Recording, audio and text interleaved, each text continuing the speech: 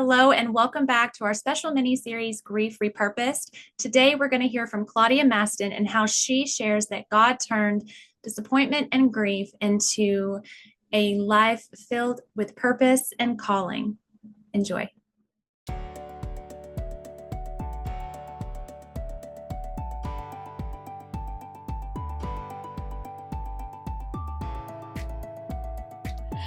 Hello and welcome to One Called Mama. I am your host, Sam, and I am so thankful that you decided to join us today. I have a very special guest on our show, Claudia. She is one of the lovely foster moms that I have met over the last couple of months, and I am really excited for her to share her story with you today. It's a beautiful one. So, Claudia, welcome. Thank you so much for having me. Yes, I'm so happy. This is interesting. Yes. I know, I got you in the hot seat today, right? That's right. It's okay. Tell us a little bit about yourself. Well, my name is Claudia. I am a mom of 2, sometimes 3, sometimes like right now 5. I love to have chaos going on in my house, and I have been married to my wonderful husband, Robert, for 25 years now. And I am very blessed that the Lord has gifted me with such a good husband. And I'm a mom. That's what I do. And that's me. That's you. So I would love to know, a lot of what we're going to talk about today is how you stepped into the fostering world. And I would love to just, for our listeners to know how that happened for you. How did you step into this calling, and what did that look like for you? Because this is your testimony. Well, it's actually kind of an interesting twist and turn in life. Robert and I tried to conceive and have children for the first 16 years of our marriage. And we did end up getting pregnant one time, and we miscarried our baby. And that's when I was done with trying, to go let's do this test and let's do that test. I was done with it. I was angry with God, because I kept seeing all these people who I thought in my mind were not fit to be parents, getting pregnant, having children, doing this, doing that. And so I got very angry with God for a while. And after 16 years, Robert and I decided that we were going to be adopting, which we did. We adopted our wonderful son, Michael. And he is now 9 years old. And he is my beautiful, big little boy. And when Michael was 2, we decided completely against what I wanted. Robert kept insisting, let's try to foster. Let's try to foster. And I was like, no, I really want to adopt again. And we looked into adoption again. And by the time we did, the adoption cost had increased so much. There was no way we could do it. I was working a lot. Michael was going to daycare. Robert was working a lot, and he was going to school to finish his degree and everything. And so we just, after much pushing and praying, because at this point I had already decided that if I was going to be angry and miserable at God, I could at least make some friends and take advantage of that part by going back to church. And so that was my thinking, but little did I know that me coming back to my faith was the best thing that could have happened, because I was able to make some wonderful friends that were such good support when we adopted Michael at first. And then when we decided to start fostering, and we received our very first placement, it was very difficult for my brain to understand family reunification in the foster care system. So I became very selfish. But God made it work so that our very first foster was our second adoption, and that's Nicholas, our now 6-year-old little boy. And he's the cutest little thing. He's super tiny but mighty. That's what I call him, tiny but mighty. And now we've been fostering for 5 years, and my way of thinking about fostering and about children that come from hard places has completely changed. It used to be, this is for me to be a mom to fill the void, the hole that I've had in my life this whole time by not being able to conceive children, to now it's I just want to give this love to all the children Yeah. that come to my house that I can give to. Yeah. And I think that's as brief as I can make the whole situation. Yeah. um, it's been very hard. It's been very challenging, but I wouldn't change it for the world. I think that is such an important thing for all of us to hear is that, that was my mindset too when I considered adoption or when we briefly considered foster care is how can it fill my need? How can it fill my need? And what we really need to be thinking is how are we helping them?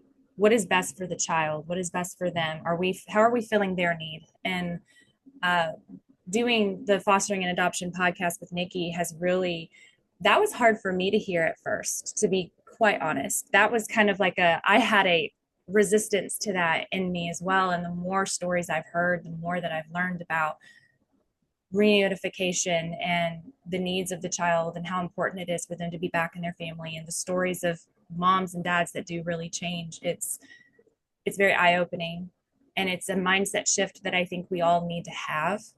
We really have to understand that the needs of these children are way more important than any need that we have. Yeah, I actually there's a meme that I love to share on Facebook. Every time I see it, I share it because every single person that I talk to that doesn't know adoption or foster, they always say, I'm sure you've heard this line, I don't think I could ever do it because I would fall in love with the child too much. That's what they need. They need somebody to love them right now. Yeah. Because, and I'm not trying to be judgy by any means whatsoever, but sometimes as a parent, your needs, like addiction, for example, are your one and only priority. So those children are not loved enough. And I'm not saying their parents don't love them. I'm just saying that addiction becomes more important. So they don't know how to love that child enough to do what's best for them. That child needs that unconditional love no matter what. And you can't put your feelings and your needs first, because if you do, then you're never going to understand. Now, don't get me wrong. I have, in the 5 years that I've been doing this, I have come to learn that although family reunification is a beautiful thing, and for people that don't know, are not familiar with the foster care system, you know, words, that means when the child goes to be back with their mom and dad. Or kinship is when they go to somebody that the mom and dad are choosing to take care of their child until they get better, or forever. Which means they remove the foster parent out of the picture, and now the child is with the family, back to the family. In the 5 years and like the 20 some children that have come through our home, that happy ending has ever only happened twice to me.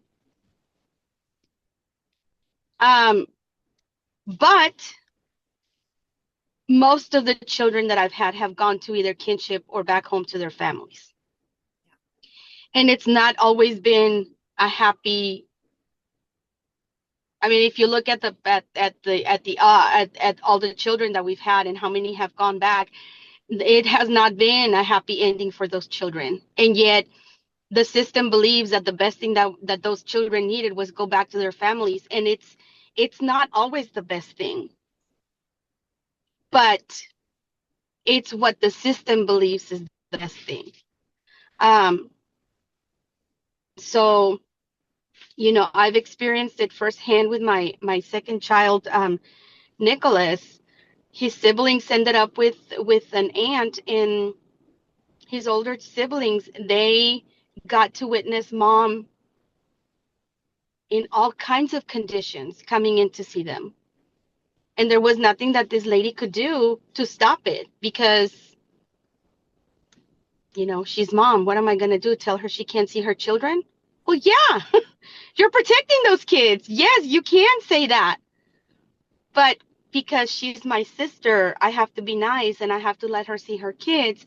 And those children grew up with a lot of trauma because they got to see mom, like I said, under the influence of a lot of things.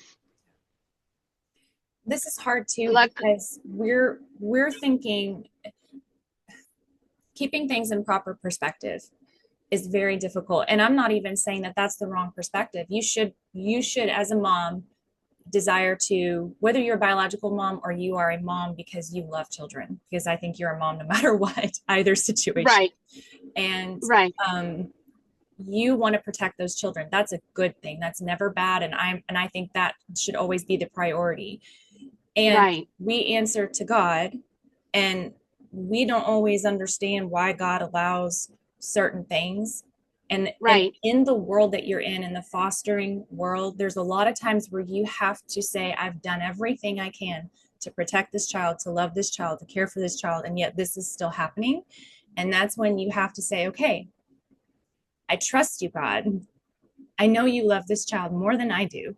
I know you care for this child more than I do. And this is very hard.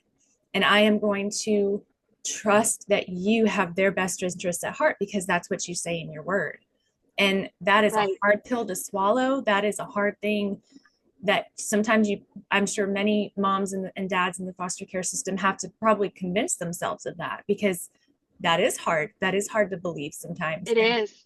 even I It find is. myself, Letting go is hard.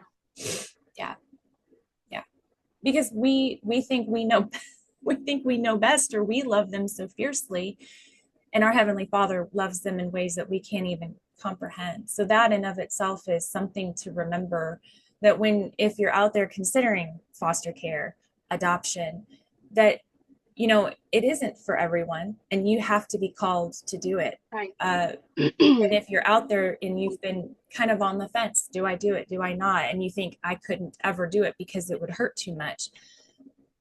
If you're Yeah. being called to it, it doesn't, honestly, it's not about you.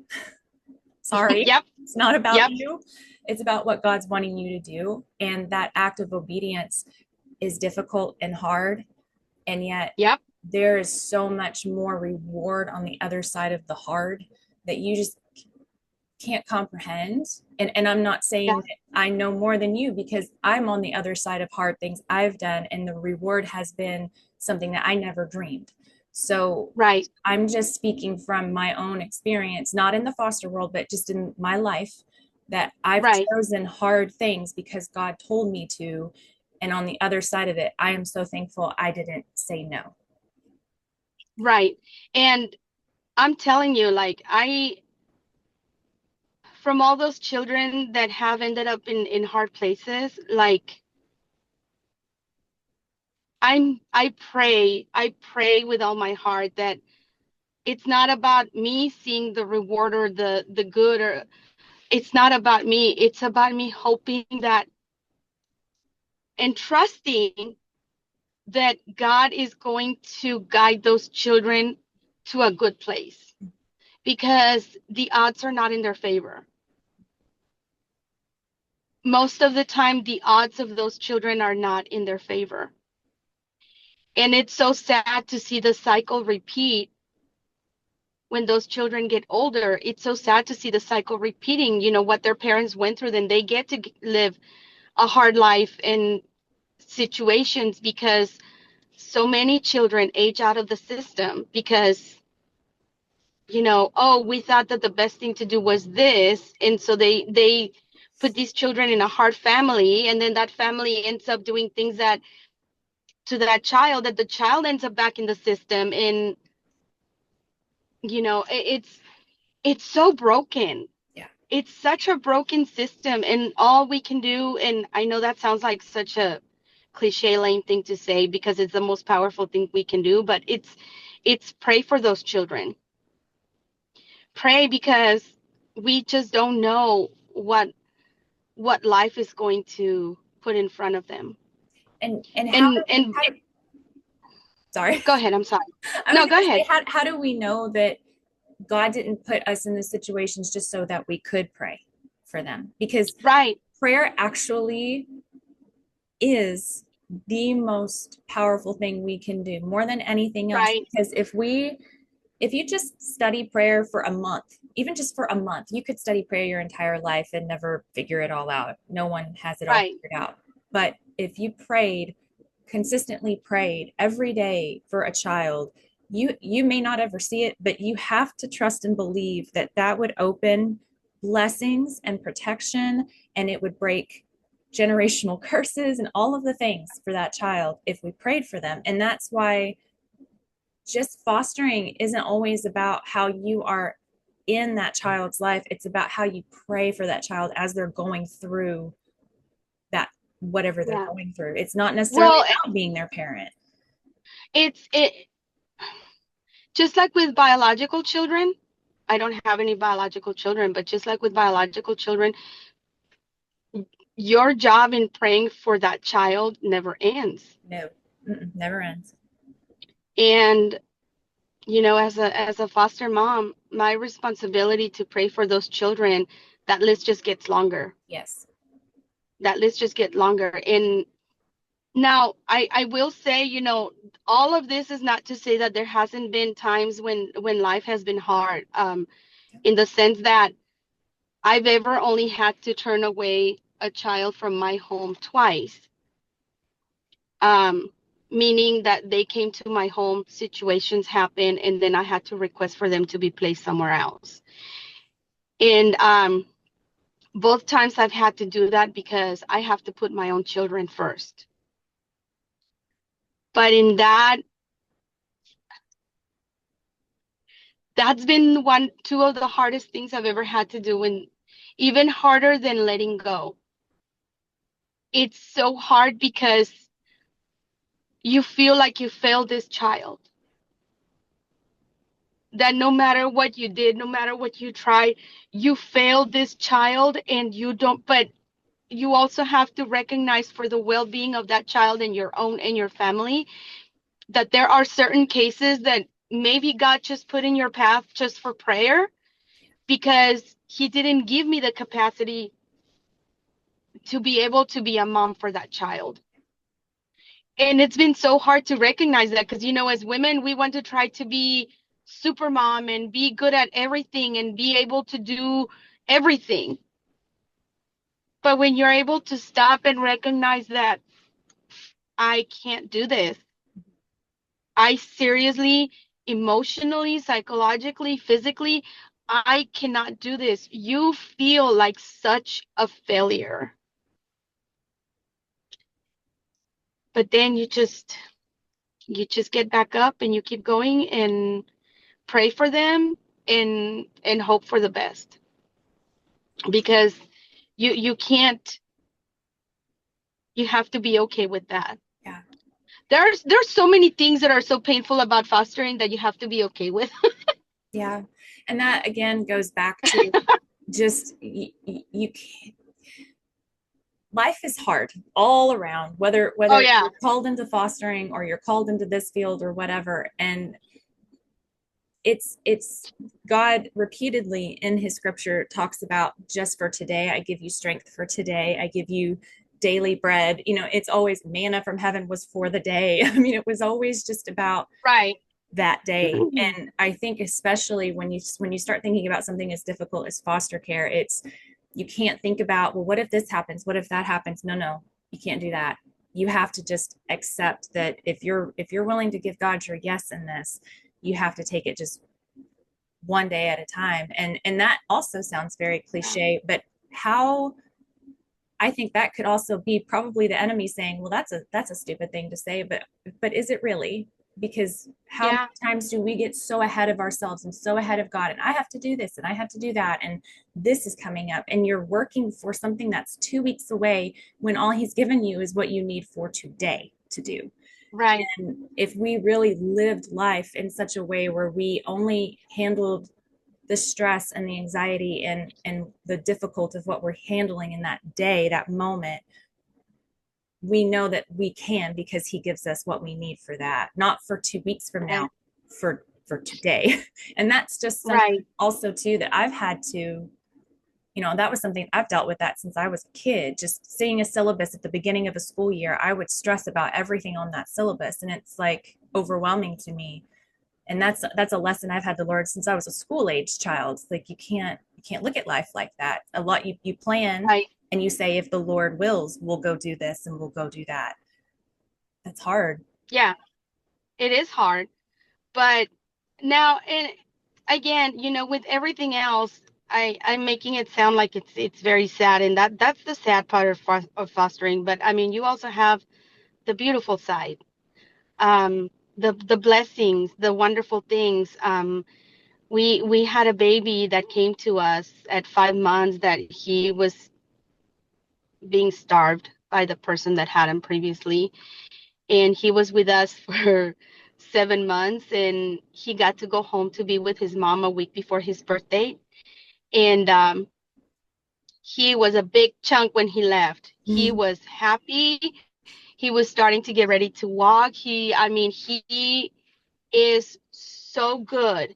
And his mama is working so hard to do all the right things.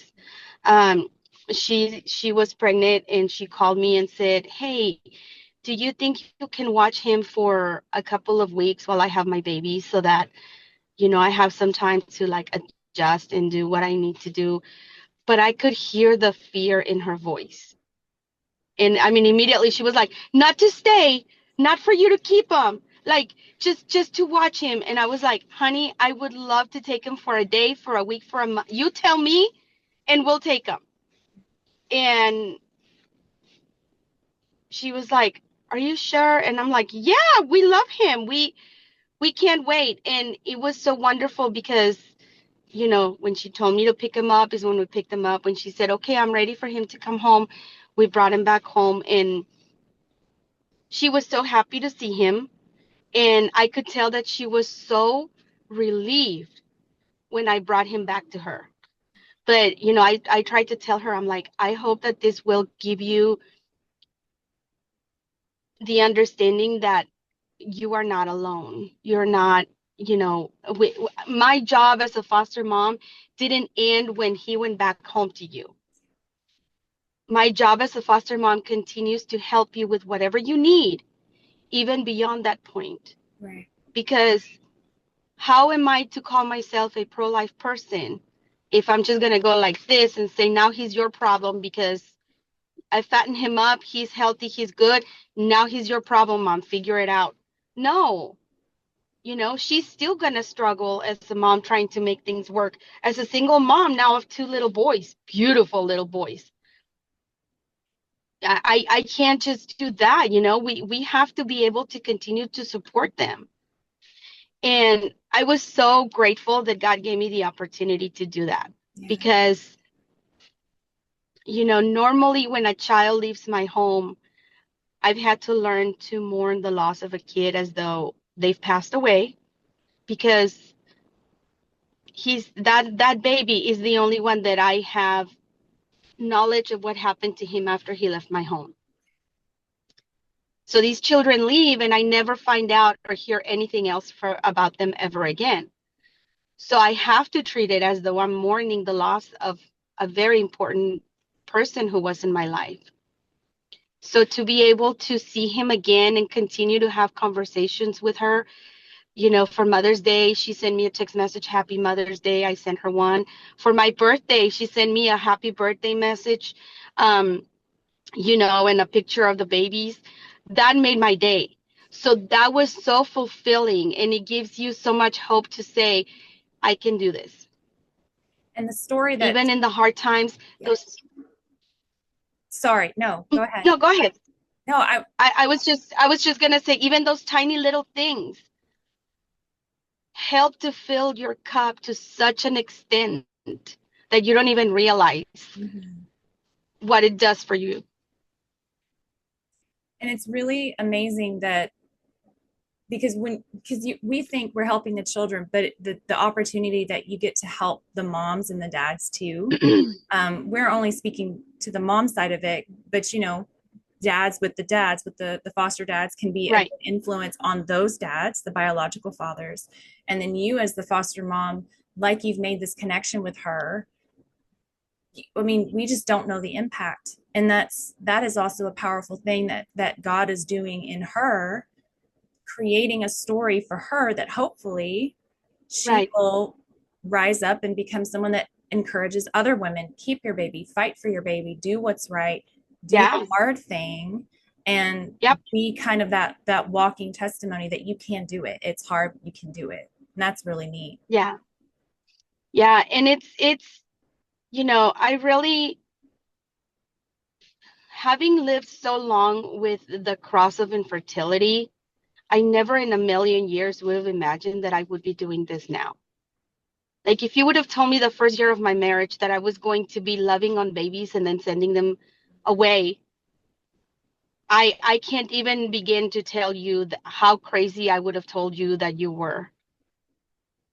I will never forget this, Sam. I went to visit my great grandmother who died at the age of 106. We went to Mexico and we went to visit because that's where she was. And this was during the first year of our marriage. And Robert and I were really trying to get pregnant. And I remember when I got there, like I was waiting, for the time to pass so that I could take a pregnancy test and see if I was pregnant. And I was sitting on a chair and I was like, just thinking, and I had not talked to her about anything that was going on, but she could hear our conversations and she could see the stress in me. And she came and she sat down next to me and she puts her hand on my knee and she looks at me and she goes, Mija, being a woman of faith, I can tell you, no matter what you do, no matter what you do it, if God does not will it, you will not have a baby. And you have to be okay with that. But you also have to be okay with knowing that he will find a way to bless you in other ways. And I will never forget, Sam, that felt like such a slap on my face. And I was so angry at her. And I was like, how can she tell me that instead of telling me that I'm going to pray for you to be able to get pregnant, she's telling me if God doesn't want you to, it's never going to happen. And after everything that I have been through, but we always look back at what happened in the past and you wish you could change it. Instead of being so angry, I wish I would have really taken her words and realized that that was God's way of speaking to me and saying, this is not how I'm going to bless you. You will be a mother. You will be blessed as a mother, but it's going to be in a very different way than what you think it's going to be. And when Robert and I got married, I told him that I wanted to have so many kids that I wanted to fill up a Suburban so that we could have our own soccer team. And, now we make the joke that, well, we didn't fill up the Suburban with the children that God gave us biologically, but if we took all of the kids that we fostered, we could fill up a few Suburbans now.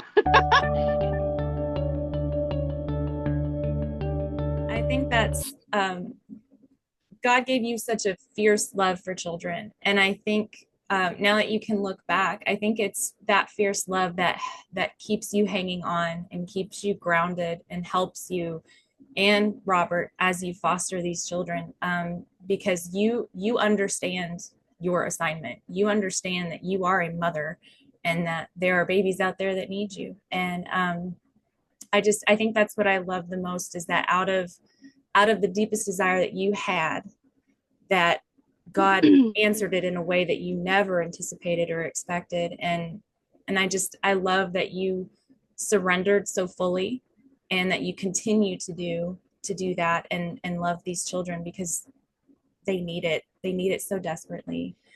If there was one thing that you could share with someone out there listening right now who's maybe considering fostering an adoption, what would you tell them? I would tell them, please know that it's not about you. it is about that child that needs you. And even if you just want to try it and you only foster that one child, give yourself and that child a chance. Because there are a lot of people that they won't know that they can or cannot do it until after they do it. Right. And there are a lot of families that only last a year and then they quit. But that's okay. At least you gave yourself the chance to know that you can or cannot do it. You never know what you're capable of until you give it a shot. And if you feel that under no circumstances are you able to do this, that's okay. It's not a guilt trip by any means. Like this is not for everybody. I look at the social workers that do the social worker part of this job, and I look at her the other day and I was like, there's no way that I could do your job. And she's like, there's no way that I could do your job because we each have our own role in this calling. And maybe your role will be that you support foster parents in other ways. We are always needing people who are willing to do respite. Respite is like a long-term babysitting. And yes, you still have to go through the training and do the first aid and all of that stuff, but there are always people needing babysitting. There are always foster parents, and you can't just call a random person, the neighbor's teenage daughter to come and watch your kids. You can't do that. So that's why the need for respite is so big. If you know somebody in your block who is a foster parent, maybe they could use a night where you bring them a meal for the whole family so that mom doesn't have to cook. Yes. Maybe you can offer to take mom, if mom can get away, you can take mom to go have a cup of coffee, a margarita, some chips and salsa, whatever. Sometimes, my husband was gone Wednesday, Thursday, Friday. He traveled for work. So I was home with everybody by myself, taking care of everybody. A friend of mine was so wonderful. On Thursday night, we went to have Chick-fil-A so that they could go play and I could have some alone time. Yeah. She came and she sat down with me for like half an hour and she's like, how are you doing? And I was like, the fact that you're here is like the biggest gift I could ever tell you. Nothing special, just two chicks sitting down, keeping an eye on the kids. And she's like, just face this way. I'm watching them. You're okay. Just relax. You're okay. So it's little things like that they seem insignificant to some people, but they mean so much to those of us that are in the deep, because sometimes it's easy to forget that you also need a break so you are able to give more of yourself. Because if you don't have anything left, you have nothing to give. How are you going to be able to give to these children? So just find your calling in it, and please don't put a blind ear. Like don't ignore the calling, regardless of what it is, because nothing is insignificant. Everything is meaningful. Yeah. Thank you all for tuning in. I hope today's episode, actually, I don't hope, I know today's episode was inspirational for you, because it was for me. My goodness, Claudia's heart is just so lovely. And I think so much can be taken away through what she's been through and how she walks this very difficult path every single day. It doesn't get easier. She's just leaning into the Lord. And I just think that's so powerful. If you have any prayer requests, any suggestions for future episodes, please feel free to email me at onecalledmama@gmail.com. Thank you so much again for being here with us today. Next week is our final episode of the mini-series, so don't miss out. See you then.